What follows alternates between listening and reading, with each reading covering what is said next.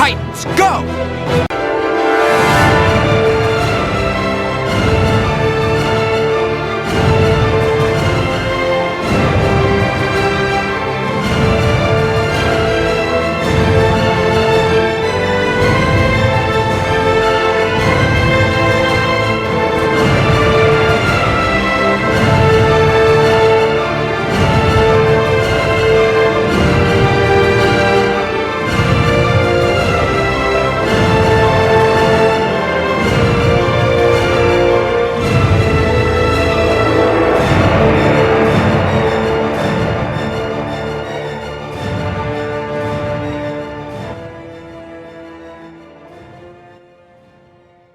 Hello again, everyone. Welcome back to Titan Talk, the Titans podcast. I'm your host, Charles Skaggs, back in Titans Tower, at least the basement of Titans Tower, which could definitely do with some redecorating, in my opinion. Ready to talk some more Titans Season 2. Unfortunately, my normal co-host, Jesse Jackson, decided to be a bit of a slacker this weekend, and so he's off having a little mini vacation with his wife, Linda. So, hi, Jesse, if you're listening. And but thankfully, coming to our rescue here in Titan Talk is one of our favorite people. You've heard him before if you listen to our Titans Season 1 review and our Doom Patrol Season 1 review. Welcome back to Titan Talk, DJ Nik. Hi, Nik. How are you doing? Hey, Charles. I'm doing great, and thank you so much for having me on. I'm really honored to actually be, replacing such a huge part of your Titan Talk like Jesse Jackson. So, I'm kind of feeling like the rookie stepping off the bench and getting on the ice to replace the star here. Well, it takes both of us just to replace Jesse. So, but for those who don't know, Nik is the wonderful host of the Whiskey and Cigarettes show and radio show, and where he talks about country music, but he's also the host of the Happiness in Darkness podcast that yours truly was on not too long ago on his first episode talking Superman the movie, when we had a lot of fun doing that, and I'll be making a return appearance sometime soon. So I'll just tease that there. Yeah, your people still have to talk to my people, so we'll see what we figure out. Yeah, I'll have my people call your people. We'll work it out. As soon as I get some people, I'll have them call you. Call your Sounds people. good. All right. So here at episode 42, the answer to the ultimate question of life, the universe, and everything, if you're a Douglas Adams fan like I am, we're going to talk Connor, the rather uninterestingly named title episode for the first appearance of the Connor Kent Superboy on Titans, played, of course, by Joshua Orpin, who I thought did an amazing job as Connor Kent. And this was the 6th episode of Season 2. Just came out yesterday on October 1st, 2019. Written by Richard Hatem, who wrote the episodes Rose here in Titan Season 2, and he also wrote the Season 1 finale, Dick Grayson, and he wrote a few other episodes, including the episode Donna Troy, my favorite episode of Titan Season 1. And the story was directed by Alex Kalimnios, who directed the Season 1 episode Asylum. That was the episode where, of course, Dick Grayson burns his Robin costume at the end of the episode. And before we get into our guest cast, I want to ask Nik. Nik, I'm guessing you've been watching Titan Season 2 pretty regularly, hopefully. And, yes. and I'm dying to know what you've been thinking of the season so far, since we haven't had a chance to talk to you about that yet. Well, I know that there was a lot of backlash when it came to Season 1. A lot of people were not particularly happy about it. I personally am maybe one of the few people who was really satisfied with it. Right. But I will add to that they have definitely kicked it up a notch. It's definitely become even more cohesive story-wise. The characters are brilliant. Aside from, of course, the titles being a little bit banal and a little bit boring, the names, it's don't judge a book by its cover, I guess, in this case, because the content is superb. the episode's titles could be do with a little bit of retweaking, but other than that, so far I'm really enjoying the ride. Yeah. So you would give this, you would think you're enjoying Titan season 2 more than you were season 1, if I'm not mistaken. Well, yes, I think they definitely stepped up the game. Already they had me roped in for season 1, but season 2 is even better. And I think it's hard sometimes, with anything, be it an album, a music album, for example, you have a great debut. It's even number 2 is usually the harder one to do. Yeah, because that sophomore album is always a little harder for some people. But Titans seems to be the exception to the rule on that. I think, Jesse and I have talked that we are loving season 2, especially because just the overall tone seems to be a lot more of what we wanted from season 1. And I don't know if you share that opinion. I know you love season 1, so you were happy with it. You were very content. But Jesse and I think we were looking for something a little more, and at least a little not so doom and gloom. And this is a much more upbeat tone to the season, I think. And we're getting the introduction of a lot of great characters this season. Connor Kent, of course, being one of those. And I think it was interesting how so far they've also handled certain characters. There's almost a Game of Thrones quality to it, as it were, because you're introduced to a character, boom, he dies. You introduce another one, boom, he's dead. So it's an interesting take in that sense. And I agree with you when you say about the it's not as dark. I think they've maintained a gritty level, but they haven't brought it to like a Watchmen kind of tone, where it's really everything's so depressing and there's never a happy moment. It's kind of like those soap operas, if you think about it, where people are enjoying 5 seconds of happiness and then boom, you get news that something's happened. It's like, when are these people ever happy? It's like, give these people a break. Yeah, I would say that Titan season 1 seemed to be more directed by Zack Snyder, and Titan season 2. What would be a good comparison? Maybe who would you? I wouldn't say Joss Whedon. I wouldn't say Joss Whedon, but a little bit Joss Whedon-ish, I think. Okay. It has some of the lightheartedness, maybe, of Joss Whedon. Maybe the Russo brothers. There you go. Yeah, I think the Russo brothers is an even better fit because it is gritty, but it's not super depressing. Yeah, exactly. Yeah, I think that's the way to go on this one. Guest cast, of course, this week we get, like I said, Joshua Orpin, introduced as Superboy / Connor Kent, though he's not quite Superboy yet. Genevieve Angelson, who is an actress I'm not familiar with, but I thought she did an amazing job as Dr. Eve Watson, the geneticist who goes through the gamut of emotions this story.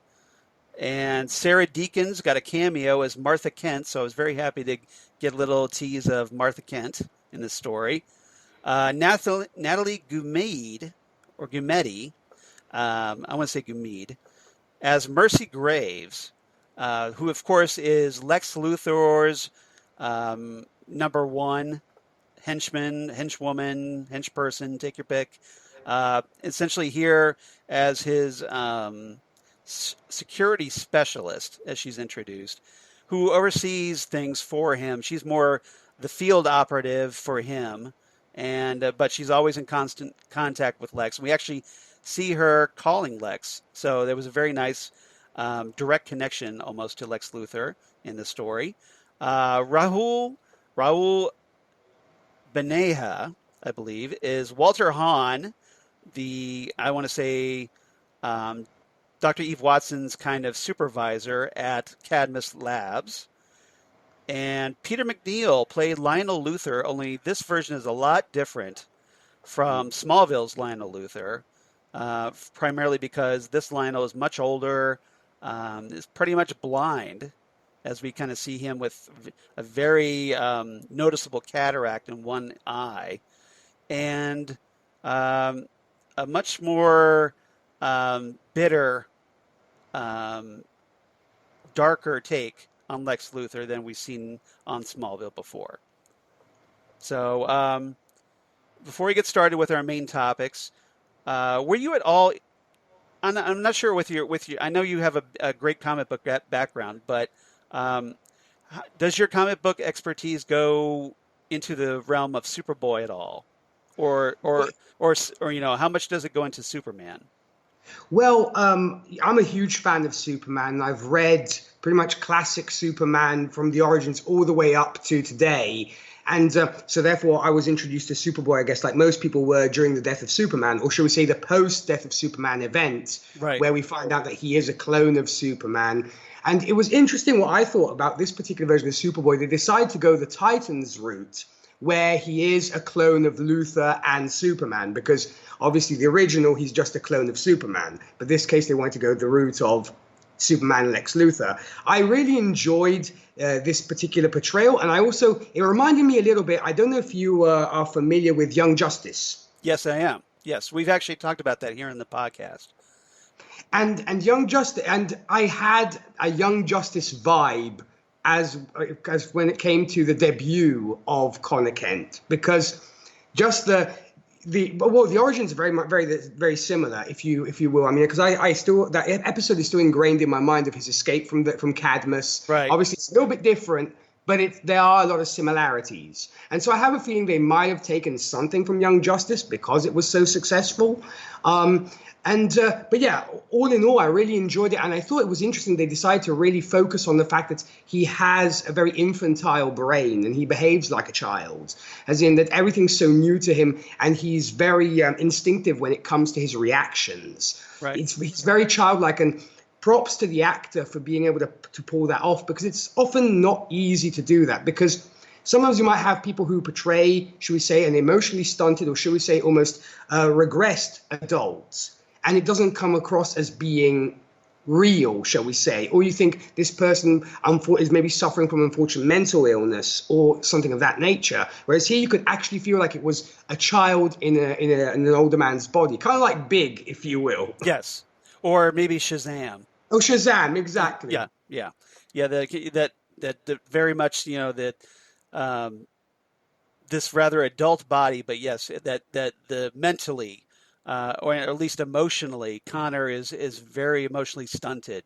He's not mature enough yet, because, hey, he just came out of a lab. He doesn't have that life experience, and we find out through the course of the episode, and that he has these memories left over from Superman, and he has memories left over from Lex Luthor.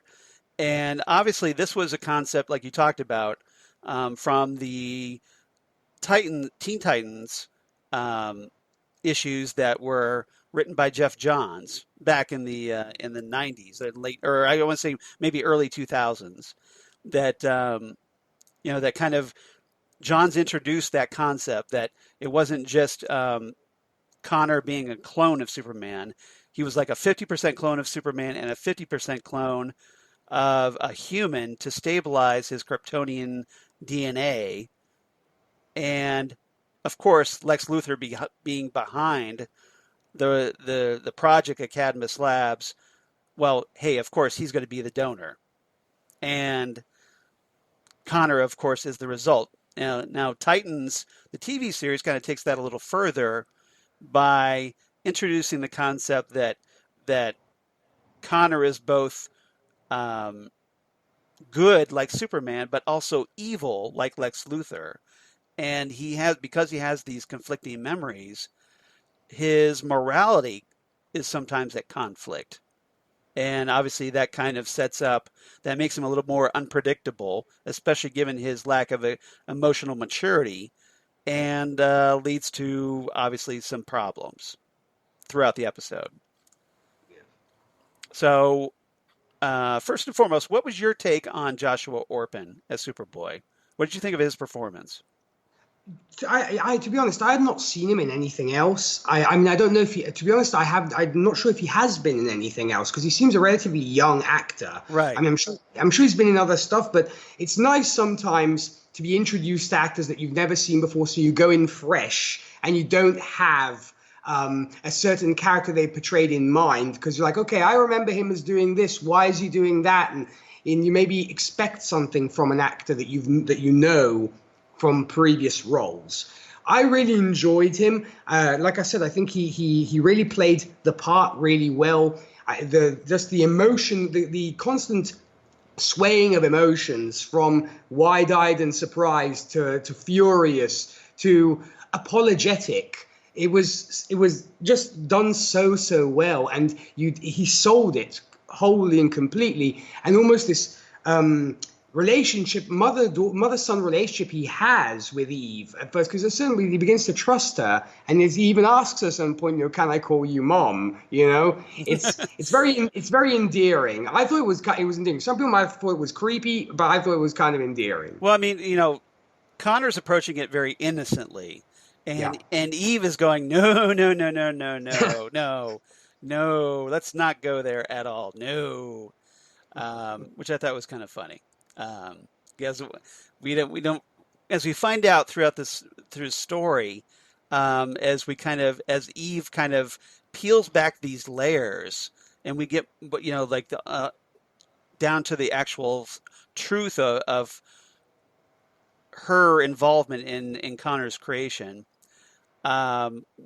She's taught. Mercy makes this comment that Eve is pretty much devoted 1,000% to this project, to the exclusion of any kind of social life, romantic life.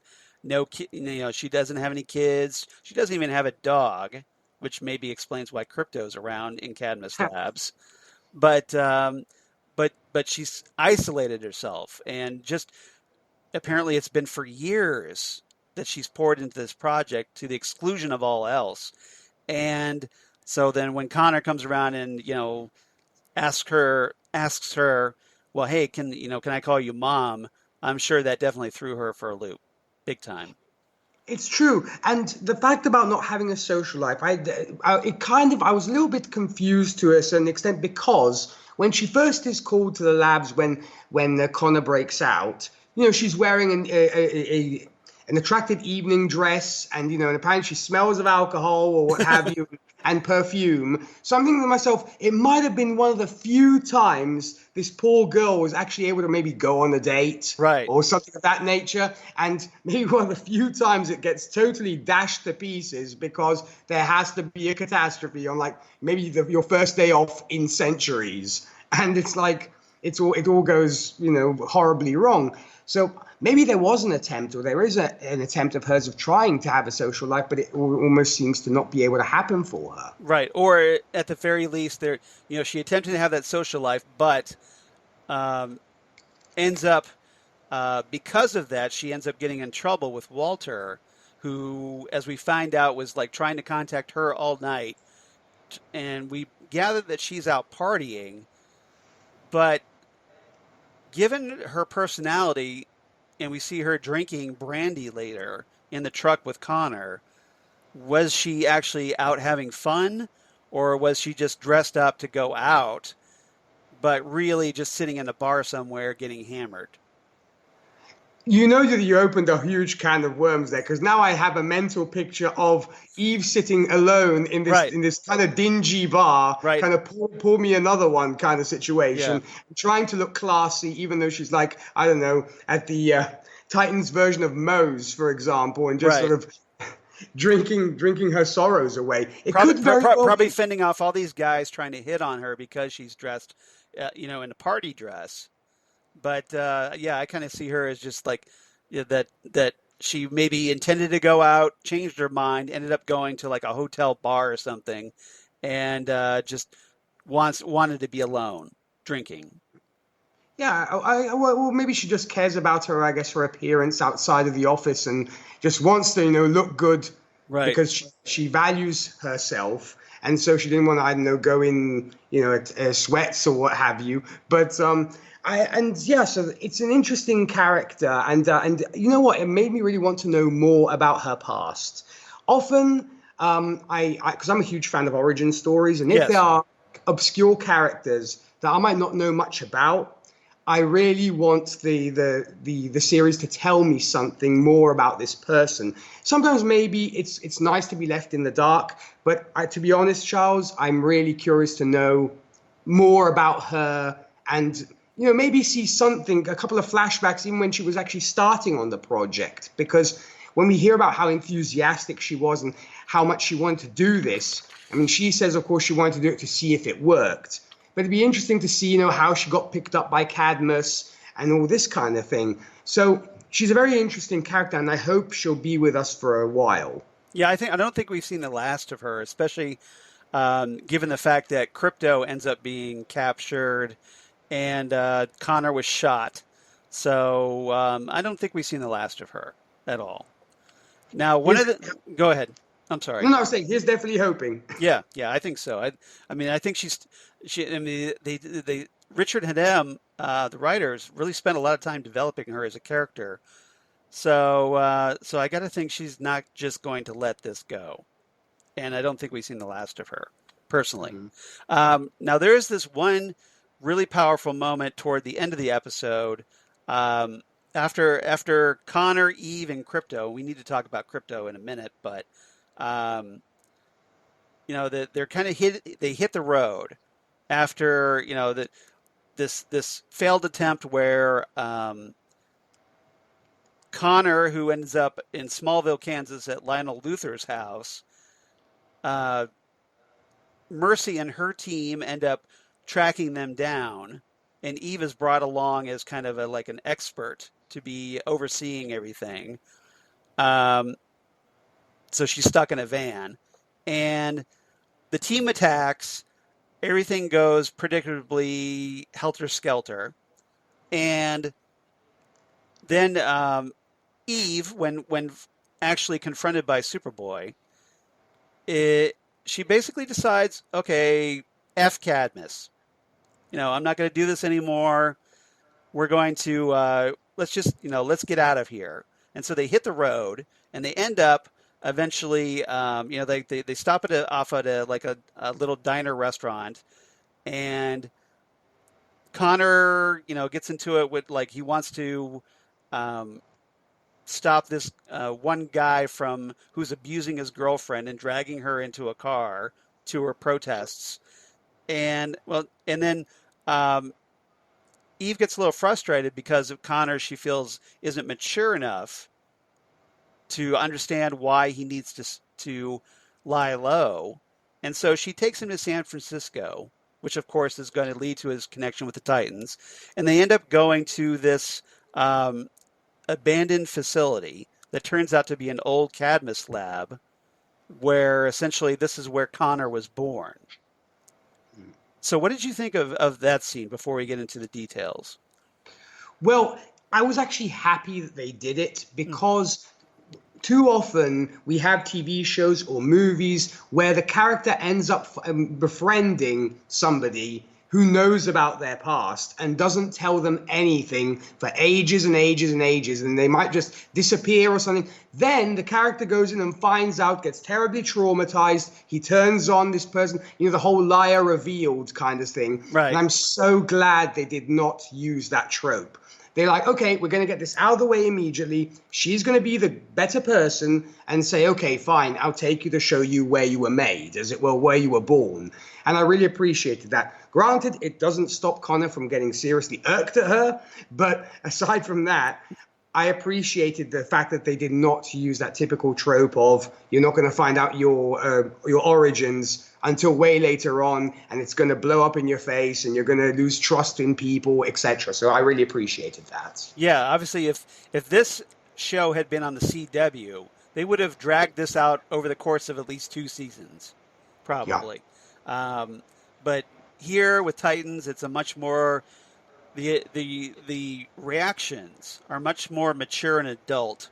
So when Eve brings him to this facility, and they go inside, and obviously it's all kinds of creepy, because everything's been abandoned, and Connor sees this reference to a Project Rakshasa, which Rakshasa is a Hindu word that's referenced to like a human being in Hindu mythology filled with bloodlust. Also, basically, essentially, they're referred to as man-eaters. Now, whether we're going to get any payoff for that later on, who knows? But it doesn't exactly strike a heartwarming tone, to say the least. And they kind of get into this moral debate about, in which they kind of started in the car on the way there, about the ethical value of science experiments. And Eve, this is where she kind of lays all her cards on the table and goes, look, remember when I told you that there are no bad science experiments? Well, guess what? I was lying. I admit that. Sorry. And she says that, Lex wanted to clone Superman, but he couldn't figure out how. And she was the one who gave him the idea to stabilize the Kryptonian genes with human ones. And so she gave him the idea to use his DNA on Connor, to create Connor. And Connor's unsure, like, well, does that make me bad? And she tries, does that make me a monster? And she kind of takes him back to, she says, okay, well, here's a big vault door. All your answers are behind this big vault door. And you're about the only one who can actually get in there to find out. So it's up to you, but be careful what you wish for. And so Connor rips open the door. He goes inside. He sees all these mutated prototypes, previous versions. As we find out in the episode, he's Subject 13, but we kind of see the earlier versions, like Subject 8, Subject 9. And Connor even comes across one version where it looks pretty much like himself, only horribly mutated because something didn't go quite right.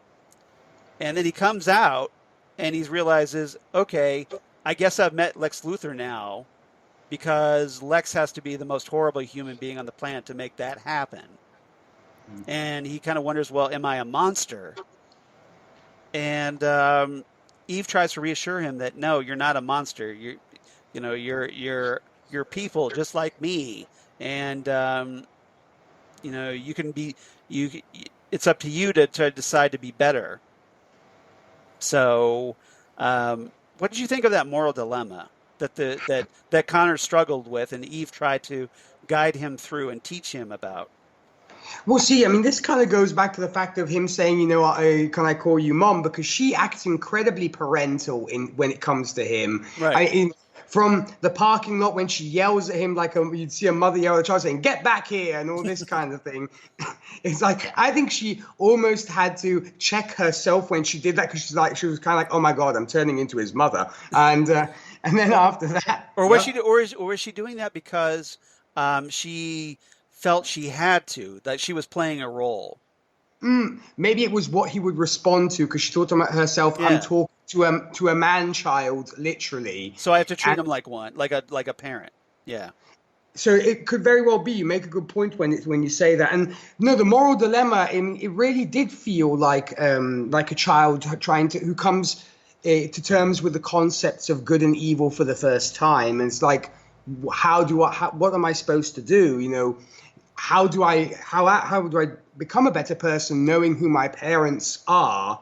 Which way do I go, and which way do I swing? And it was handled so well. Just the crisis he has, his internal crisis. It's like an existential crisis, really, of morality. Yeah, because he just seems to crumple, just fall to pieces, where it's like, what am I supposed to do? How do I be a better person? And it really does seem, as I was saying, like a child trying to ask somebody older than him, or maybe he was looking for either a parent or a mentor, as it were. How do I do something better? And I really appreciate that. And it really reinforces the chemistry between Eve and Connor, and how well these two work together. And it's just so beautiful, and the synergy is just incredible. My hat goes off to the casting department for casting these two, because they just work so well together. And also what I will appreciate is, from the trip from Kansas to San Francisco, let's be honest, it's a long trip. My knowledge of the U.S. geography is sketchy at best, but I do know that Kansas is way over one side and San Francisco is way over the other. However, it's like traveling half the country. Exactly. From Kansas to California. Yes. But however, I think they gave us the impression that it might have taken a while, and then maybe they got to know each other a little bit. Granted, they could have maybe given us a few scenes of them road tripping, maybe Just a little bit, maybe, I don't know, stopping someplace or just chatting a little bit, but it might have slowed the momentum of the show, of the episode down. Yeah. But I think they gave us the impression. It wasn't like, oh, we just teleported from Kansas to San Francisco in a split second. So I also appreciated that, because sometimes I think people miss those things where it's like, okay, you were in Kansas, now you're in San Francisco. How did you do that by car? You didn't fly. I'm like, but they addressed it well. Yeah, it's like, were you driving 90 miles an hour to get there? How'd you get there so fast? Exactly. But yeah, as a philosophy buff, I was just really into the whole debate, the moral debate and it's what good science fiction does. And this is a really good science fiction episode because, it deals with the philosophy of cloning, and when with the clone, where the clone has to decide, well, do I want to be good or do I want to be evil? And Eve, as the scientist who created the clone or helped create the clone, she's guiding him through this, and she's essentially being the one, like, if you or I had to suddenly hang out with a 3-year-old, and oh, by the way, I've got to teach this 3-year-old, okay, how do I teach him about the concepts of good and evil? How would you go about doing that? And so, that would be, needless to say, a little bit awkward, to say the least. But Of course. it's great acting, great writing, and Eve, there's moments where she's talking and you're not sure, well, do I like her? Am I supposed to not like her? And ultimately, though, she tries to help Connor escape. She ultimately decides, okay, I'm going to stay behind. You go off with Crypto. You escape, and I'll try to buy you some time. So so here's the scientist who has been all about Connor as an experiment, caring enough about him as a person to want to see him survive, because she knows what Cadmus Labs will do to him if they get their hands on him again. And so she self-sacrifices for him. It definitely shows that she has a moral compass, right? Because of the fact that first you could say, okay, maybe she's a cold scientist, and she could, because in the wrong hands, of course, you find yourself with somebody with Connor's potential, right, who could totally tell him, no, Superman's the bad guy. You have to go out and, do this, and this, break into a bank or do whatever. But she's got a moral compass. It kind of reminded me, and I'm going to use a very, very crazy reference here, to a 90s Flash episode. Okay. This is totally in my wheelhouse, by the way. I thought as much. Because The Flash is my jam, and I'm a huge fan of the 90s Flash TV series with John Wesley Shipp. So go for it. Oh, you and me both. That was one of the few shows that me and my sister actually agreed upon when we were kids, and we actually did not have to fight over the remote for. So that goes to tell you a lot. Nice. But yeah, there's this one episode which I'm sure you remember where they actually clone the Flash and they create Pollux. Twin streaks. Exactly. See, I even know the episode title. There you go. Exactly. So you know what I'm talking about, and I think some of your listeners will probably know what we're talking about as well. And there, John Wesley Shipp handles it, should we say, similarly to the way the Connor does, because he is once again the stunted child and such. But in that case, obviously, it ends up in the wrong hands, where you have the bad scientist who's like, you must do this, and this, and the Flash is bad, etc., etc. It's a brilliant episode, by the way, people. If you haven't checked it out, check it out, because it's an awesome, awesome episode. And so I think it also depends on who has, in whose clutches a character of this power ends up in. Luckily, as I said, Connor ends up with a good person, as we said, her heart's in the right place.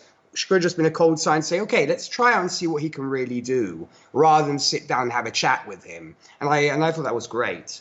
That is fantastic, and I'm going to give you bonus points just for making that reference, because it is such a great relevant reference to this episode. It was a great comparison, by the way. So So bonus points for Nick. I'm gonna give you 1 of points there. Thank you. Well, thank you. Those imaginary points that mean absolutely nothing. Well, thank you. I've always looked for an excuse to bring up the Flash 90s show because I love that show to bits. Well, I could just talk about that show all day long. So that's great. That's fantastic. Before we get into our second topic, let's talk about crypto for a moment. I was geeking really hard about crypto in this episode. I don't know. How about you?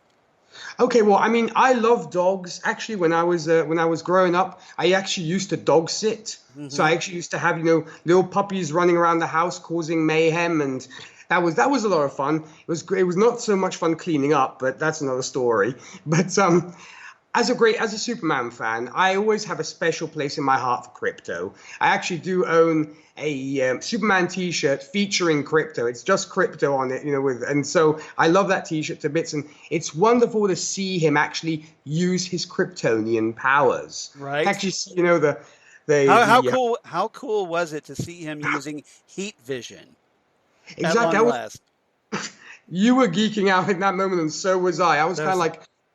Yes. Yeah, I love that. That was awesome. And when he grabbed that missile there, or that rocket propelled grenade in midair, hurled it back out at the guy, killed the guy, but but still, it wasn't just like oh, he's gonna fetch it. No, he actually grabbed it with his teeth and then hurled it right back out at the guy who launched it at him.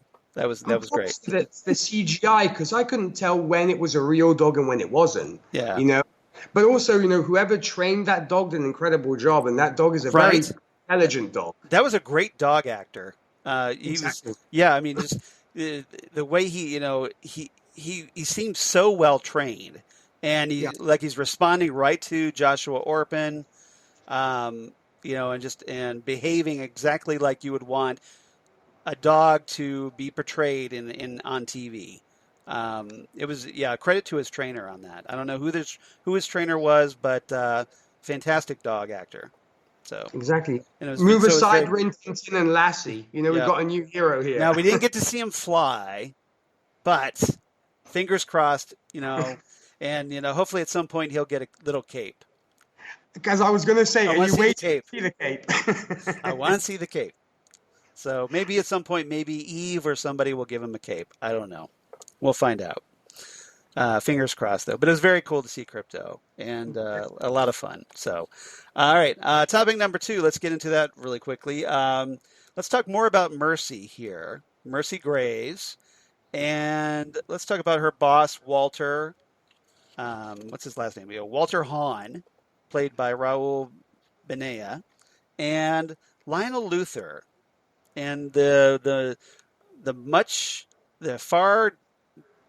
more different take on Lionel Luthor than we saw by John Glover on Smallville. So, what did you think of seeing Mercy Graves and Lionel Luthor in this episode as well? I have to say, I prefer this Mercy Graves to the Mercy Graves we saw on Supergirl. Mm-hmm. She was good, but I much prefer this incarnation because there they just had to make her an outright villain, and it was just very, very strange. I thought it was if somebody was to ask me who's one of your least favorite villains on Supergirl, I would have to say the Graves. Between her and her brother, they used to get on my nerves. Yes, they were much more comic relief there, but here Mercy is played far more straight. Oh yes, and that's why I suppose. Also, as a comic book fan, I appreciated that she was more kind of a bodyguard, because that's at the end of the day what she is. And she's supposed to be kind of Lex's head of security. So she knows what she's doing and is a little bit like her boss in the sense that, she's given an objective and she will do everything in her power to accomplish it. And she will always make sure that she keeps her boss happy because we know what happens when Lex Luthor is not a happy boss. Yeah. So yeah. There is that. That's somebody you want to give a present to on Boss's Day. Just saying. Exactly. Make sure you have every single date down from birthdays to anniversaries to everything. Pretty much. But you notice that she was like, when she was talking to him on the phone, she told him that his father was okay at the house, And then she's like, well, I'll get an estimate for the damages. So she's already looking out for his property value, I guess. So I thought I that was mean, pretty funny. she's the bodyguard you'd want to have. I think. Yeah, just the the What she does, the girl and so Friday. Yeah. Exactly. And all in all, I thought it was just, I thought she was very well played. And I definitely want to see more of her and definitely see what skills she has. Because when they assembled the team to go and pick up Connor, I thought she was going to be part of the team. I thought she was going to suit up like everybody else and head on off to do it. But it seems like she almost prefers to be like the woman in the chair. Right. Kind of like sitting back and saying, okay, let's let the others do the groundwork. I'm spearheading everything, but everybody else is going to do the heavy lifting, which was an interesting take. And as I said, I definitely hope we get to see more of her and what she gets up to throughout the course of this second season. Yeah, I think it was more that she wasn't really in complete control of how the mission was going to be carried off because Eve was involved. Because you notice that once everything goes, sideways, and Mercy says, "Okay, that's it. We're going to do things my way," and she loads up her handgun with kryptonite bullets. So, I think she would have done that from the get-go. But she was told, like, "Look, we, especially when Eve made that when Eve was addressing Mercy and the team, that she said, like Mercy asked, "Oh, like, well, can we kill him?" And Eve is adamant about that. She's like, "No, we're not killing him. We just spent like 6 years and $40 million. We're not killing him." So I think Mercy was a little disheartened by that. And so once Eve wasn't a factor anymore and was completely out of the picture, she stepped up and was like, "Okay, we're going to do things the way I've been wanting to do them from day one." So Yeah, and take a much more aggressive stance.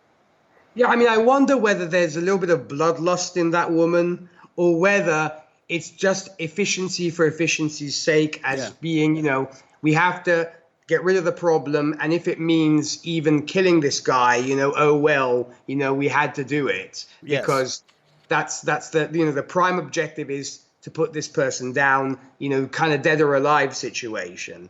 So I think it's interesting, because at some point, like you said, when she ends up shooting Con, and then she has, of course, Crypto with the kryptonite collar. Yes. It's like, it's time to take things seriously. So it makes you wonder what extremes she'll go to follow Lex's agenda. Right. Yeah, and you feel bad, right? Obviously you feel bad for Crypto. I want to know, like, what happens to Crypto? She's got to put a kryptonite leash on him. That's not good. So we need to, like, save Crypto, everybody. # save Crypto. Crypto, yes. But so that I was very concerned about Crypto at that moment, especially being in Mercy's clutches. Did not like that at all, especially this version of Mercy, who seems just so ruthless, just like Lex. And that's probably why she's still alive working for Lex, unlike probably 99% of Lex's employees. But yeah, credit to Natalie Gumede for just a really powerful performance. And I'm guessing we obviously haven't seen the last of her either. Oh no, exactly. You know what? I'd hate to be the head. Because we got to save Crypto. Can't see the last of her. Exactly, and you said the fact of her being still alive. Yes. I'd hate to be the head of Luthor Corp's HR department. That would be so much paperwork. I can only imagine. Well, it would probably be very simple. Okay, anybody who files a complaint, we kill them. Problem solved. Exactly. Alert the family, send a full sign, kind of thing. Yep. It's like, okay, send out the assassination team. Problem solved. Lionel. Now Lionel. We need to talk about Lionel because Connor, as he's kind of trying to to grasp these memories fleeting in his head, he looks at the side of a truck while he's in Metropolis and sees a Kansas wheat field. And that kind of triggers him. They know that they have to try to escape Cadmus Labs because they're on the manhunt for him and Crypto. So they decide, okay, we're going to go to Smallville. And so they travel to Smallville by bus and using the money that he stole from that poor woman in an alleyway. Can I take your money? Yeah. Yeah. Can I have your money if, are you, and so like, I really want this shirt, this T-shirt. But so they go to Smallville and Connor, and it was shot really well by Alex Kalimnios, where he gets these memories of a house and they start to going up to the house. We don't know whose house it is. We presume it's the Kents, right? Yeah. But Crypto is at the edge of the driveway barking. He's like agitated. He senses something's not right. And then we see that shot of the mailbox and it says Luthor on it. And we're like, oh, it's the Luthor house. That's why. And so he goes inside. He sees, well, first he sees Lionel on the front porch. And Lionel is apparently very old and he's very blind, but he's very happy to have the company. And so he invites Connor in. They end up having dinner. And then Lionel asks Connor to for a drink because to get this bottle of brandy, and Connor starts having flashbacks of this memory where Lionel as a kid used to beat Lex because he knocked over his liquor bottle. Yeah. And some of them are just so overpowering. Connor was at one point raising his hand, ready to strike Lionel, but because Lionel's blind, he couldn't see it. What did you think of that moment? Well, first off, as you were saying, the trip to Smallville was brilliantly shot. I will definitely agree with you. And I think it might have been a homage to Ridley Scott's The Gladiator. Yeah. When you see the cornfield. I wonder whether it was a homage. I mean, I'm a huge fan of that movie, so maybe it's because of me loving that movie and seeing the hand caressing the grains of corn. And yes, I was like, yeah, just going right over that. Yeah. But what I thought was interesting is that how the roles are turned when he's about to strike him and says it was an accident, because that's what Connor remembers his reaction being, or Lex's reaction being, when his father was about to hit him. So, excuse me, I thought that was very interesting. And also, it's the first time we see a humble origin for Lionel Luthor, because we often think of the Luthors as being one of the wealthiest families out there, and coming from, Lex's dad being a tycoon himself. Here we see him as almost being a farmer, as it were, and his son was a self-made man, left Smallville and made something of himself. And I thought it was interesting they went the route of the humble beginnings compared to the tycoon we get in Smallville, and the idea that we think that the Luthors have been a powerful family for centuries. So I really liked that as well. Yeah, that was I agree. It was a much more down to earth, grounded take on Lionel. I totally agree with you there. Lionel does make this comment though. He says, "Well, Lex is a scientist like me, but obviously Lex being this super genius far exceeded Lionel." Yeah. And and Lionel, I think, is bitter as a result over it, because he keeps making these cracks, going, "Look, Lex was in such a rush to get out of here. He never wanted to stay, and I tried to teach him." And they start to reveal that essentially this abuse had gone on for quite a long time, and because what Lionel, quote unquote, trying to teach him, and which was actually just him abusing him, because I think he was probably jealous of Lex's intellect, because that Lex was far more successful than he was. And then when he left Smallville for Metropolis, he became even more of a success. But he still felt enough proud of him enough that he kept these mementos, these trophies, in a small little display case. It's a very very very kind of nuanced take on Lionel, but also I think it was a much more bitter, resentful take. Exactly, and it's it's an odd, once again you're talking about the fact of the battle, the psychological battle that Connor faces. Right. I think Lionel Luthor has the same thing, as in he wants to be proud of his son. He wants to be, and that side of him makes him keep the pictures and the photos, because I'm sure there is still some love for him. But at the same time, it could also be the fact that, like you said, his dreams were unfulfilled. Right. So rather maybe living vicariously through his son, like a lot of parents do. Yes. It gets to the point to where it's like, this is where I wanted to be and you got there when I didn't. Or to maybe, because we don't know how much of all the reasons for Lionel abusing Lex. Maybe he came back with an amazing report card and Lionel, instead of being happy about it, beat the heck out of his son. Right. Because I wasn't good at school or anything of this nature. But or he was just drunk and angry. Exactly. Because we know there is an underlying alcohol problem there as well. Right. And it's interesting that they address alcoholism in two situations here, because to a certain extent, I don't know whether Eve is an alcoholic or not, but it gives that impression, as in when she's drinking, she says, I'm having lunch. That kind of sounds the kind of thing that somebody who is dependent on alcohol would say. And on the other hand, but I get the impression that Eve drinks because she feels guilty over not standing up to Lex, over Connor's creation. Yeah, it's almost like to numb the pain, as it were. Yeah, it's her painkiller. Yeah, exactly. It's to numb her guilt.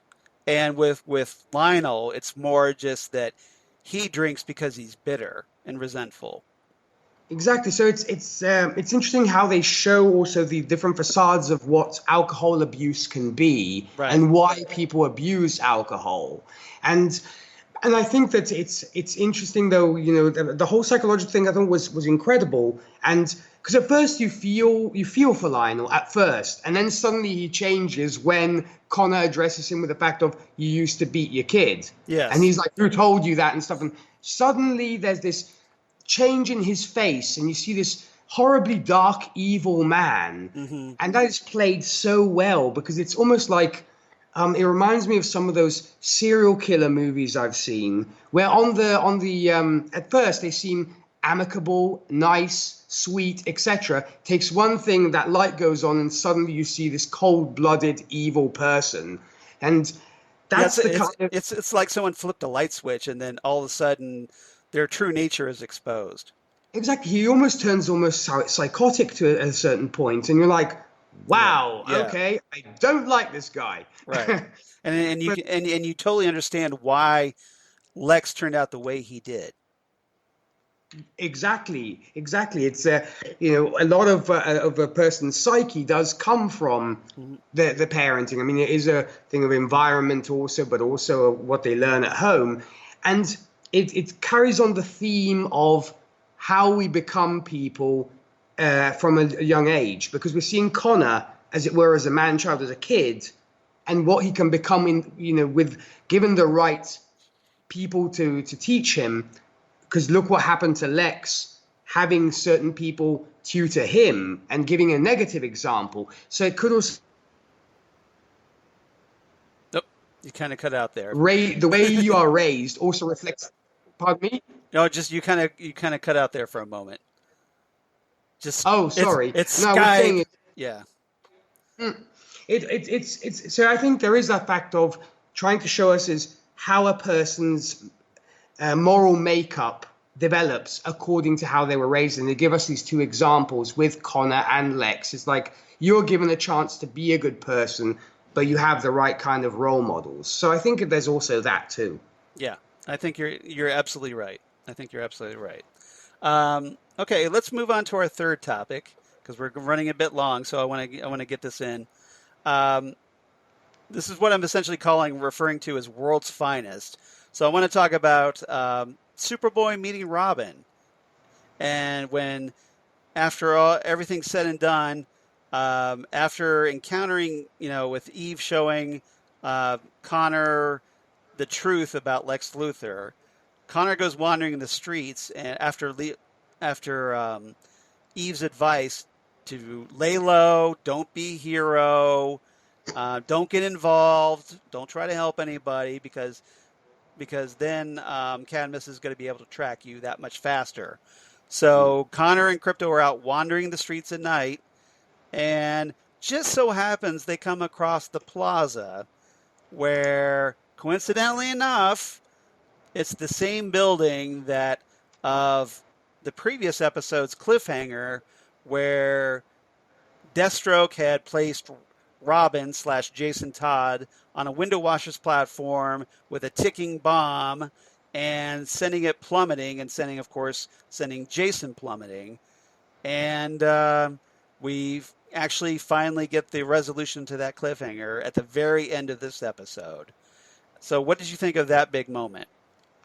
Well, I thought it was brilliant, and it also answered the question, shall we say, to all those who used to read Death in the Family, of Yes. what would have happened if Robin had lived. Right. So I thought it was a nice wink to that as well, because I think a lot of us were expecting, like people like you and I, Charles, who know that story back to front, that he probably would have plummeted to his death like his comic counterpart. Yeah. But they decided to go the route of, okay, he's going to be saved. Well, there wasn't a crowbar involved, and the Joker wasn't there, so we kind of figured maybe Jason would be okay.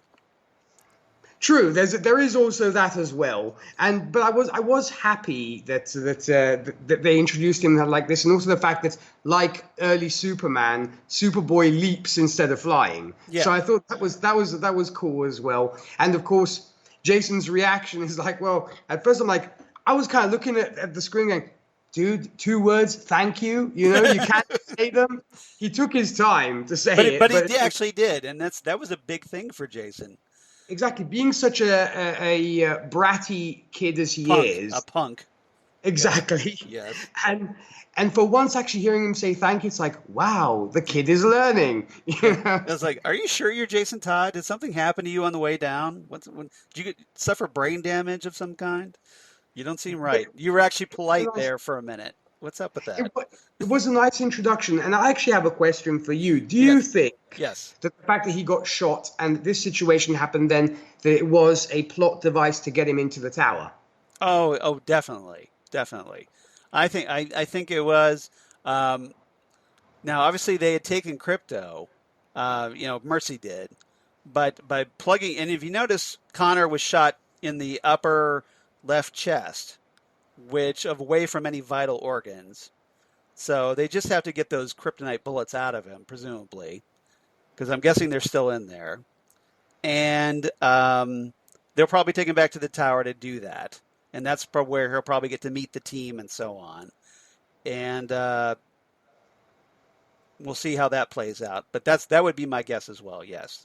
And it'll be interesting to see then how and what he learns from the various other Titans. Like, for example, he might gravitate towards Starfire because they're both aliens, for example, or he has alien heritage. Right. Or he might handle his anger management with Hawk, for example, because the guy has some serious issues like, dude, don't get mad like I do, or something like that. So I'm sure there'll be some interesting relationships with that. And I guess Dick will probably end up being his tutor, and he'll probably be his Superman in this case. Well, they seem to be developing, the original Titans and the new Titans, the younger members.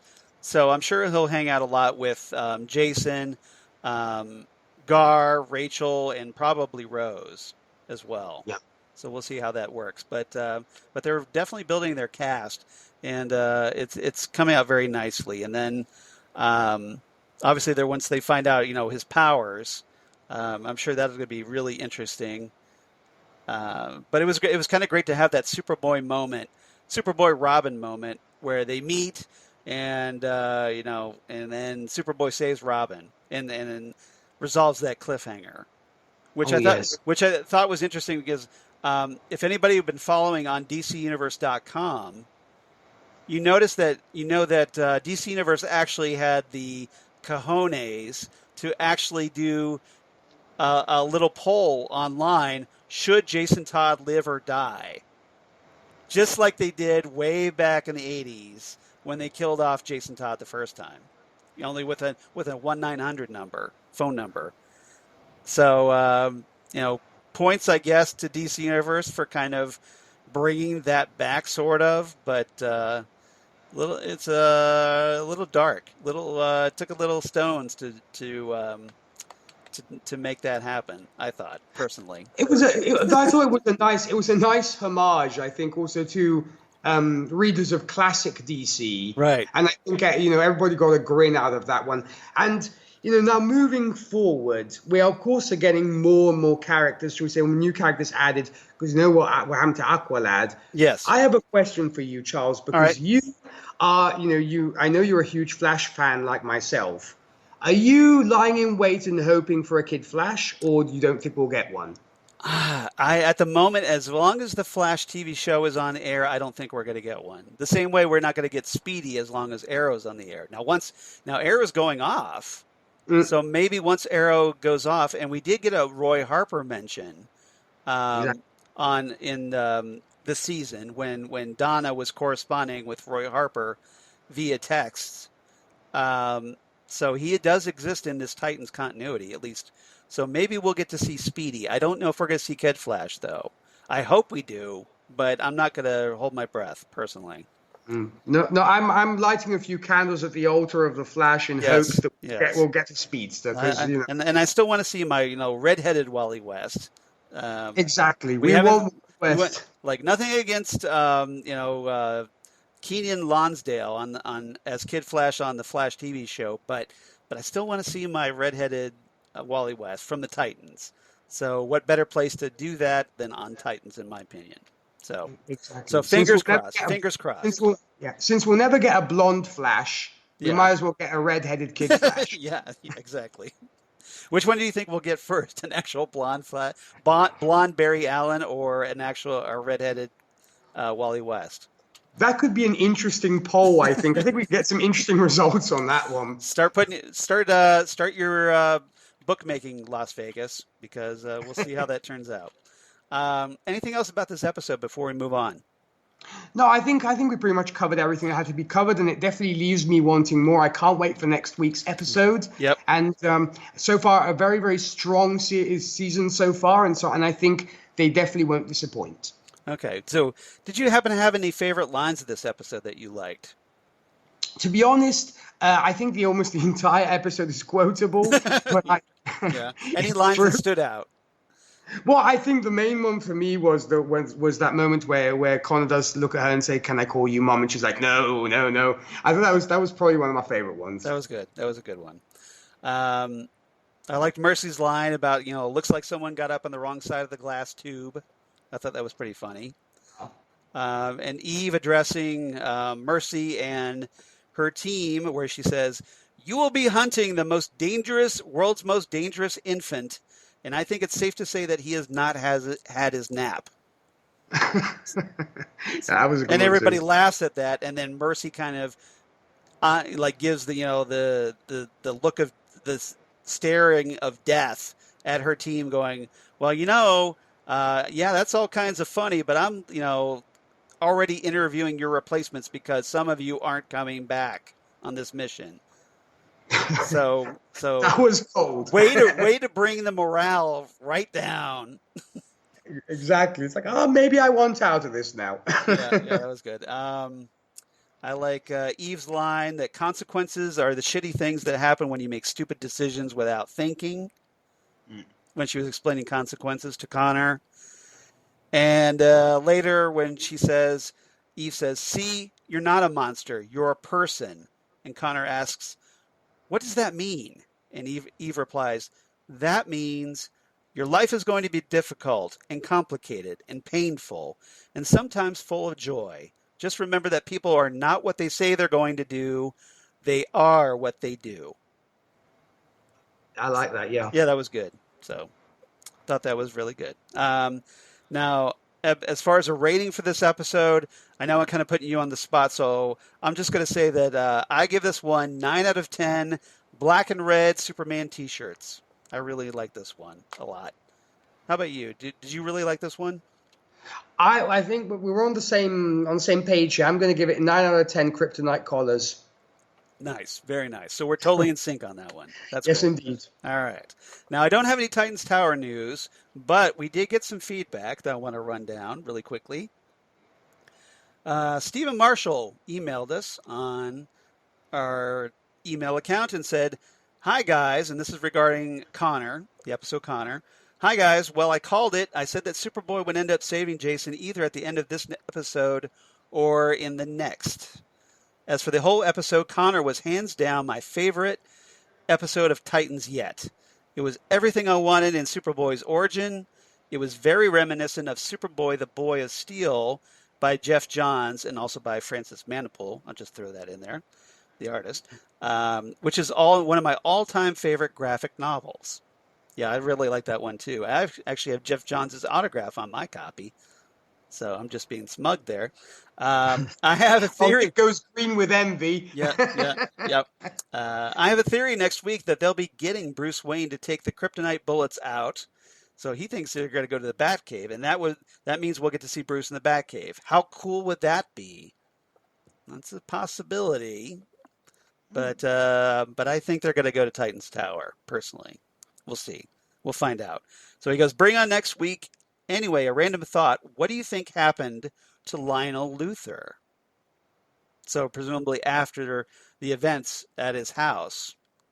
So any theories, Nick, about what you think happened to Lionel after his house was completely destroyed, practically? Well, I'm thinking that, if Mercy was in charge, she knowing it's her boss's dad, you have a feeling he's probably going to be taken care of, regardless of, I don't know what their relationship is at this point. They're probably estranged at this point, but still, he is her boss's dad. So I'm feeling either he was moved to another location or they went out and bought him a brand new property somewhere, in a whole new farm and stuff. It's like, no worries. We've just enslaved X number of people to build you a house right now so you can move in tomorrow. Yeah. We just kick this family out so you can live here until your place is rebuilt. Something like that. That's what I have a feeling is what happened, unless Lex had a chat with his dad, like, what did you see, what do you know, etc., etc., which is probably what Lex would do. Yeah, he probably has him tied up in some basement somewhere that's a completely dark room except for a big spotlight on his face, and is probably torturing him for information. I wouldn't put it past Lex. I wouldn't either. So, but at the very least, the last we heard was that Mercy told Lex that his father was fine. So we'll see. But maybe fine means he's in custody and now we can interrogate him. So we'll find out. But thank you very much, Stephen. We really appreciate you writing in. And then while we're at it, Ann Deacon wrote to us on Twitter, and she also has some comments really quickly about the episode. She says about Connor, she says, pleasantly surprised how much I enjoyed virtually free Titans DCU episode. Eve's comments about Connor really helped establish what his character would be like, and I found both of them compelling.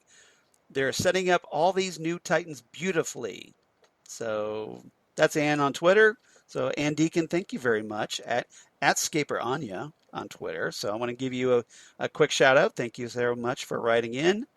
And if you want to be like Steven, you want to be like Ann, to be one of the cool people, write to us. Drop us a line, however you can. You can reach us at TitanTalkcast@gmail.com. That's TitanTalkcast@gmail.com. Or you can reach us on Twitter at TitanTalkcast. We definitely appreciate that. Or on Facebook at Titan Talk, the Titans Podcast. Please like and follow us there. We'd definitely appreciate it. Tell your friends about us if you are so inclined. And you can also go on Apple Podcasts, rate and review us. We definitely appreciate that. Otherwise, you can reach me at Charles Skaggs on Twitter, at Charles Skaggs on Instagram, Facebook, of course, Charles Skaggs in Hilliard, Ohio, and my blog, Geeky Things. Wait for it. Damn good coffee. And hot. Damn Good Coffee and Hot, where I talk about all the stuff we talk about here on Titan Talk, including all kinds of Titans news as it comes out, news of my other podcasts I do for Southgate Media, including Next Stop Everywhere, the Doctor Who podcast that Nik is on from time to time. So if you've enjoyed him here, please check him out on Next Stop Everywhere. I'm sure he'd appreciate that as well. And then also the Ghostwood, the Twin Peaks podcast they do with Zan Sprouse, wife of comic book artist Chris Sprouse, where we talk about all things Twin Peaks and David Lynch, if you're a film buff. Nik, how about you? Where can they find you on the interwebs? Well, if any of your listeners are interested in finding out more about what we do, as you mentioned at the beginning of the episode, I do host the Whiskey and Cigarettes Show, which is a country music radio show where we play country from yesterday, today, and everything else in between. That airs every Sunday from 11 a.m. to 3 p.m. Eastern Time. To find out more about that, you can go to whiskeyandcigarettesshow.com. And I've also recently started a podcast called Happiness in Darkness, where we discuss superhero movies. We have a different co-host every week to discuss a movie of their choice. If you'd like to find out more about that, or heck, if you even want to be on the show, you can send us an email at happinessindarknesshow@gmail.com. And to listen to previous episodes, you can go to our SoundCloud page, which is soundcloud.com/whiskey and cigarettes. Please do that, everybody. Both Whiskey and Cigarettes and Happiness in Darkness. Get yours truly's personal recommendation. I had a ball talking on Happiness in Darkness, and it's been a lot of fun. And I think Nik has a great format talking comic book movies, where he brings someone on to talk really passionately about the movie that they're really into talking about. And I'm going to be talking The Dark Knight on Happiness in Darkness sometime next month. I can't remember the exact date, but I have it written down, I promise. And we're going to talk about that. So please check out Whiskey and Cigarette Show, especially if you're a country music buff, and just check it out anyway. And also check out Happiness in Darkness. Highly recommended by yours truly. Thank you very much for that. No problem. Anytime. You're so kind to us. For everybody, little inside baseball here. Nik was kind enough to help us out at the last minute with Jesse going on vacation. So I want to give my special Charles thanks to Nik for helping us out. He's one of our favorites. He's one of our closest friends right now. So it's always great to talk to him. We always have a lot of fun. And he's always welcome here. So, Nik, anytime you want to come back to Titans Tower, talk some Titans or Doom Patrol or whatever, you have an open invitation, sir. Well, I greatly appreciate that, being called up to the big leagues from the farm team. I really appreciate it, and I hope that this, should we say, call up was good and that your listeners enjoyed it as much as I did. See, I would think you would say I was in the pros and now I'm being dropped down to the minor leagues. But... Oh, not at all. This is Class A podcasting, people. So definitely show all your support for Charles and Jesse because they do an incredible job. Well, you're very kind to say that, sir, and your check is in the mail. So thank you. I was wondering. Yeah, all right. I'll make sure that happens. It'll clear. Trust me, it'll clear. All right. Everybody, thank you so much for listening. And next time on Titan Talk, we're going to talk Bruce Wayne. Titans episode 7, so we're obviously going to get the return of Ian Glenn as Bruce Wayne. What did you think of his performance so far? Really quickly. You know what? I thought it was a very interesting take of having an older Bruce Wayne, because being also a fan of the Miller comics, I thought it was a nice nod to that as well. And I really look forward to seeing where all this will go. And I guess it also gave them a little bit of excuse to why we don't have Batman. It was a very elegant way of putting out that we don't have Batman for this reason. I loved it. And Ian does an incredible job. So I look forward to seeing more of him for sure. I don't know about you, but I want to see him in an actual live version adaptation of The Dark Knight Returns. I was thinking along those lines. I'm like, people or whoever, the You powers need to make that this happen. Yeah, Warner exactly, Brothers. you know, This should be a exactly. Warner no-brainer. Brothers. Exactly. Look at this guy. He's got great screen presence. Think about it, Yep. So He's meditate tall. on it. He has the jawline for Batman. So they'd be fools not to like cast him as an older Batman for Dark Knight Returns. I think it's a dream for many of us, and I definitely hope that the right ears are listening to this, and that they will, follow up on it, because it could really, it would be a missed opportunity if they didn't do it. And if you really wanted to do it perfectly, you could like dub his voice with Kevin Conroy's voice.